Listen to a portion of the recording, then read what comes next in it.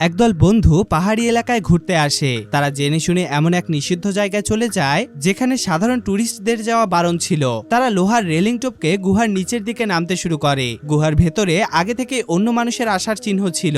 সেখানে তারা সবাই মিলে একটা গ্রুপ ছবি তোলার প্রস্তুতি নেয়, কিন্তু তখনই তাদের এক বন্ধু সুভাষ পাতায় ঢাকা এক গভীর গর্তের ভেতরে পড়ে যায়। সব বন্ধুরা গর্তের মুখে এসে সুভাষকে চিৎকার করে ডাকতে থাকে, কিন্তু নিচ থেকে কোনো সাড়া আসছিল না। তারা চিন্তা করে সুভাষ হয়তো তাদের সাথে প্র্যাঙ্ক করছে। তখনই হঠাৎ করে গর্তের ভেতর থেকে ঝাঁকে ঝাঁকে বাদুড় বের হতে শুরু করে। এটা দেখে সবাই চরম ভয় পেয়ে যায়। গর্তের ভেতরটা ছিল অনেক অন্ধকার, ক্যামেরার ফ্ল্যাশ মারলেও নিচে কিছুই দেখা যাচ্ছিল না। সুভাষের আর কোনো খোঁজ না পেয়ে তার এক বন্ধু শোকে পাগল হয়ে যায়। সেও ওই গর্তে ঝাঁপ দিতে যাচ্ছিল, কিন্তু বাকি বন্ধুরা তাকে জাপটে ধরে আটকে দেয়। তখনই সেখানে এক লোকাল টুরিস্ট গাইড এসে পৌঁছায়। বন্ধুরা তাকে সব কথা খুলে বলে সাহায্য চায়, কিন্তু গাইড তাদেরকে বলে আজ পর্যন্ত এই গর্তে যেই পড়েছে সে আর কখনো জ্যান্ত ফিরে আসেনি, তাই তোমরাও তার আশা ছেড়ে বাড়ি চলে যাও। কিন্তু তারা তাদের বন্ধুকে ছাড়া ওখান থেকে এক পাও নড়বে না।